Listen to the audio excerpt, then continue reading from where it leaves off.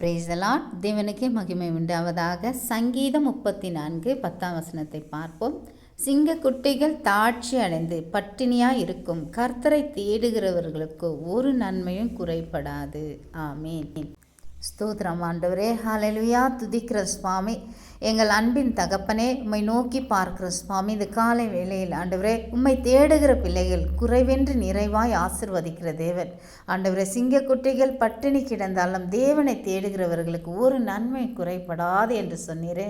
அப்பா, இந்த நாளில் ஆண்டவரே எங்களை குறைவின்றி நிறைவாய் வைக்க உமக்கு லேசான காரியம் கர்த்தாவே.